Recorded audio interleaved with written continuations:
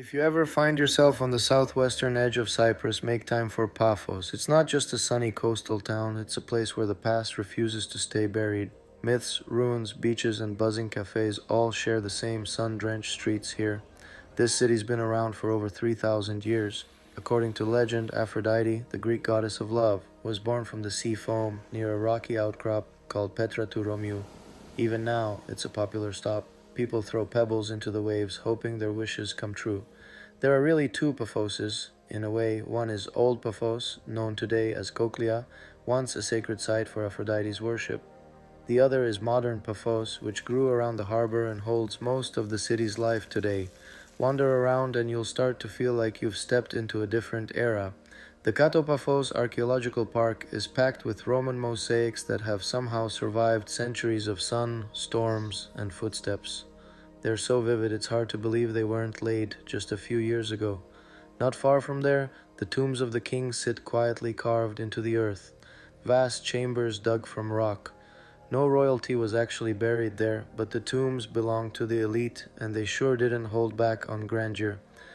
Of course, Paphos isn't just old stones and history. The harbor is lined with seafood spots and cafes where boats bob gently in the turquoise water. The Paphos castle, rebuilt by the Ottomans, sits calmly at the end of the promenade. It's simple, sure, but at sunset it glows like something out of a postcard.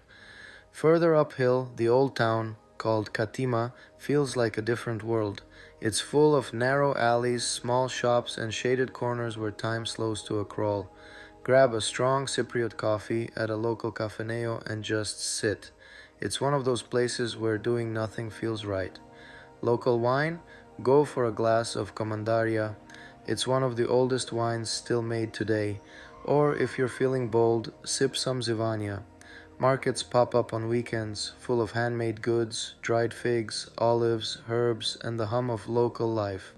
It's not put on for tourists, it's real. Despite the beach town feel, Paphos takes its culture seriously. After being named a European Capital of Culture in 2017, the city saw a wave of new art, events, and energy. One of the highlights is the annual Aphrodite Festival, where opera is performed under the open sky, right by the castle. Imagine classical music with the sea as your backdrop. Whether you're into ruins, food, legends, or just lazy afternoons, Paphos has something for you. It's small enough to get your bearings quickly, but layered enough to keep you coming back. The scent of citrus trees drifts through the streets, the sea breeze cools you down, and somewhere in all of it, you might just lose track of time, in the best way.